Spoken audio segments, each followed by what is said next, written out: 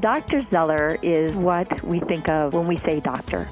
He is someone who puts patient care right in the forefront, tries to imagine new ways to implement strategies to forward behavioral health and help patients with no coercion. He's in the trenches actually as a psych emergency physician, so he works shifts just like the rest of us do, but he somehow has time to speak nationally and internationally, to go to public forums, to go to hearings, to make changes within the state as well as within the country in order to help funding. Dr. Zeller has such charisma. He talks to each person individually. He believes in the team effort. He doesn't make anything about himself. And when you feel part of a team, like the team he creates, it's hard to not follow that leader. Please welcome Dr. Scott Zeller to accept the Inspiring Hope Award for Doc of the Year. I'd rather stand tall than live on my knees, 'cause I am a conqueror. Congratulations. Well deserved.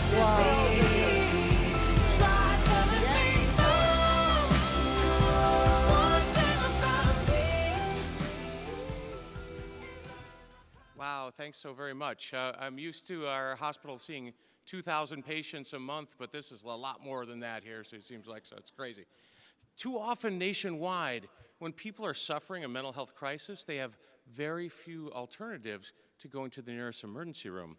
And traditionally, emergency rooms have lacked the necessary expertise to help out in these situations. Sometimes patients are kept languishing with a sitter. Others are placed into physical restraints and forcibly medicated, while staff spend hours trying to find an elusive inpatient psychiatric bed.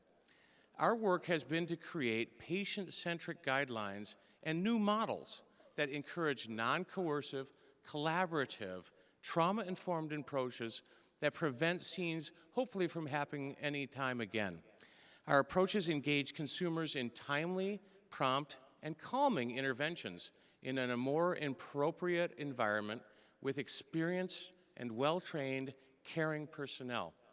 You know, the National Council has been at the forefront of advocacy for benevolent crisis stabilization. It's my privilege to join with them in this.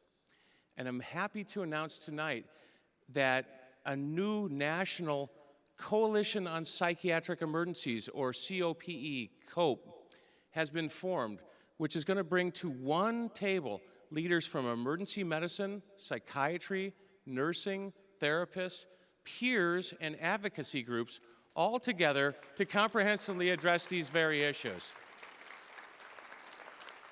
Together, we can hope that someday soon, there will be no more coercion in mental health care and no more need for involuntary treatment at all. Won't that be great? What we'll just have is optimistic, thoughtful assistance that treats all people competently, individually, and compassionately. Thank you so much to my supportive family. I'm so psyched that my parents could be here tonight. And thanks to all of you for being here. Good night. I'd rather stand tall